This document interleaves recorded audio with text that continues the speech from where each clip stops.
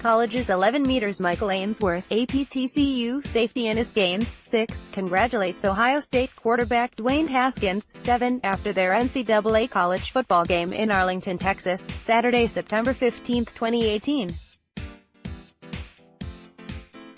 Ohio State won 40-28. AP photo, Michael Ainsworth by Chuck Carlton, staff writer at Chuck Carlton. Because so much uncertainty surrounds this year's version of the Big 12, the biggest non-conference schedule week was supposed to sort things out. Instead, the Big 12 had 3 undefeated teams, Oklahoma, Oklahoma State and West Virginia, and 6 more teams are 2-1, including Kansas. Yes, Kansas. The one team without a victory, Iowa State, 0-2, may be better than 3 or 4 of the teams at 2-1. The Big 12 finished 4-6 against power conference opponents, not great but not a meltdown either. Looking at your Big 10. What did we learn? Oklahoma just wins. The Sooners are still the Big 12 favorite and best playoff hope. If Kyler Murray hasn't made people forget Baker Mayfield, he has inserted himself into the Heyman race. At the same time, the performance of the Oklahoma defense against Iowa State backup Sept Noland, 360 passing yards, raised familiar doubts. Oklahoma State won big by. The Cowboys jumped all the way to 15th in the AP poll by dismantling Boise State 44-21. Bet in Texas poll, Week 3, TCU and Texas A. It's not all offense. Jim Knowles' defense has produced 16 sacks, including 7 against Boise. The Cowboys next host Texas Tech, which lit up Houston behind freshman quarterback Alan Bowman. Then again, regardless of the venue or personnel, Oklahoma State seems to have the Red Raiders number.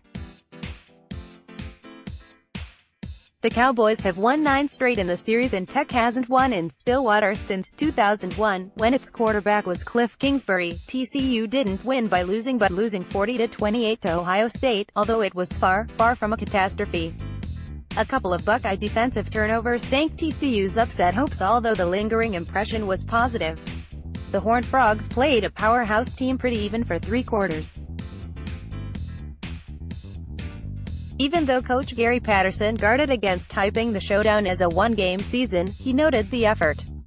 "I told the team I was proud of them," Patterson said. Texas won and may have proved it will be a factor in the Big 12 race, or that USC is a bit of a train wreck this season, or that it remains every bit as polarizing as any FBS program.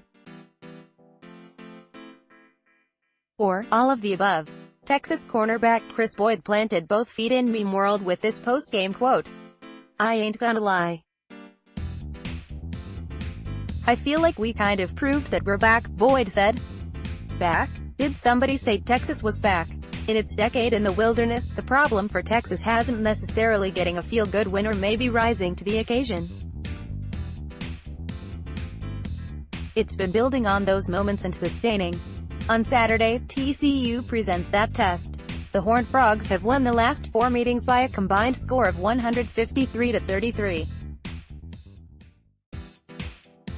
So can Texas put 2 nice wins together? And can a young TCU team learn from happened against Ohio State?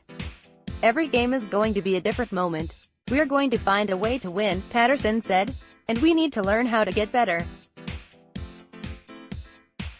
We need to learn how to teach the guys to grow up and get going in the right direction. That's what our job is. Twitter, @ChuckCarlton.